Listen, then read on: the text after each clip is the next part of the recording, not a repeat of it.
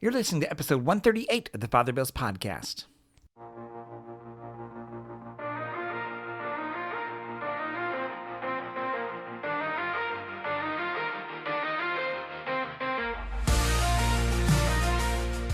Welcome back.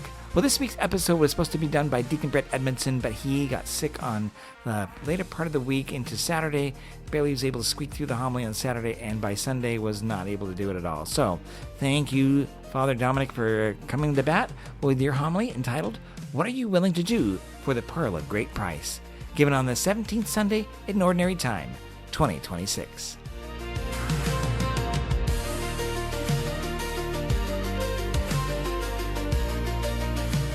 Well, I don't know if you noticed, but I am not Deacon Brett. Thinking of changing my hairstyle a little bit, but I still think I wouldn't have fooled you. Deacon Brett, unfortunately, was not well this morning.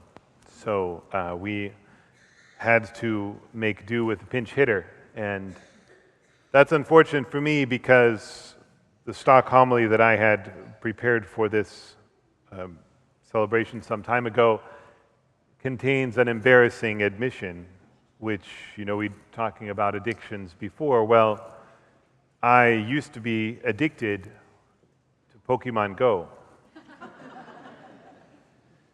Wasn't really my fault. My dealer was a priest named Father Raphael who was with me when I was a seminarian, and he was just really into technology. He loved it, and he saw this thing on the news, and he was like, "Oh, Dominic, we should download this Pokémon Go, and we will play it together." So I was like, "Oh, okay, man, I don't know what that is, And so then before I know it, I'm like, cruising around neighborhoods at 5 miles an hour, because you can trick it to think that you're actually walking, trying to hatch the eggs, and so here I am, and I'm looking for, imaginary dragons on my phone or whatever. It's a game in which you have a phone, and then you take your phone and you move it around, and then you can see inside of the game these creatures, these animals, and they're apparently in the real world. You have to go to a real world place to find them, so forth. So I really got into that, and it's because I have in my nature very strong desire to collect things. Right? I like to collect things, like to find things, like to collect things.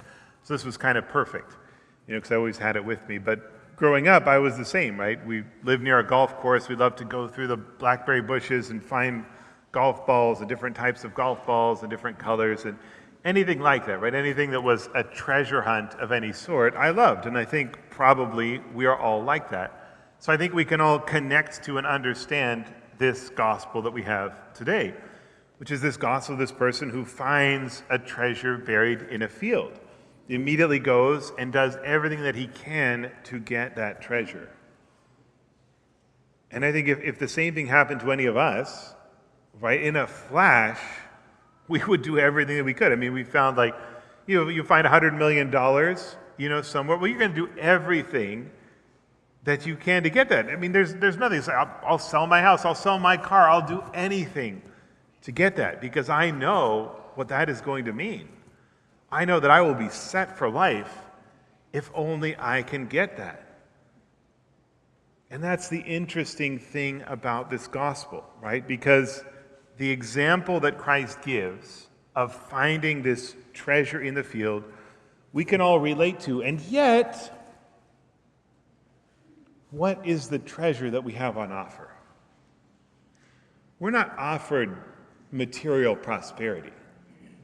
We're not offered worldly success. We're not offered anything that at the end of the day doesn't really make us happy, because that's what we want, right? If someone was like, well, I could give you $100 million, but you'll be miserable the rest of your life. I'm like, well, it's not a very good trade. Like, so what? So what if I had $100 million? Like, hopefully what that's going to do is it's going to make me happy. It's going to make me fulfilled. It's going to make my life easier. It's going to give me these things that I desire, right? So ultimately, money is reducible to happiness. That's what we're looking for. And yet what Christ is offering us is more than any of that. He's offering us true happiness, true fulfillment, true joy, everlasting bliss. And his question is, what are you willing to do for that?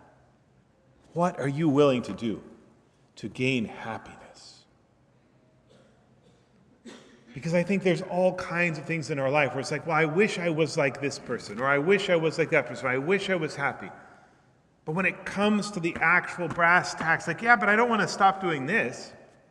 Well, I don't want to give up that. Well, I couldn't do that. Like, really? Happiness is on offer. Fulfillment is on offer. Joy is on offer. Everything you've ever wanted is on offer.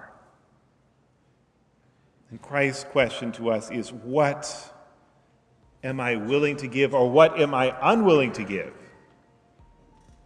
to make that possible, to enter into everlasting, unbelievable joy?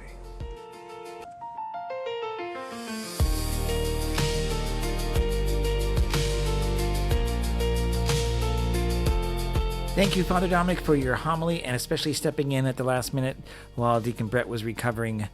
So those things happen. It's always my worst nightmare, to get actually sick to the point where I can't speak and I'm giving a homily. So God bless him. I know he's feeling better at this point. This is a Tuesday night when I'm producing this, so be mindful of that. In the meantime, if you have any comments or questions, just go to my website, fatherbill.org, FRBILL.org, and there you can see all kinds of things. You can see my blog, podcasts, things about liturgy, and photos. In the meantime, may God bless you, and have a great week. Bye-bye.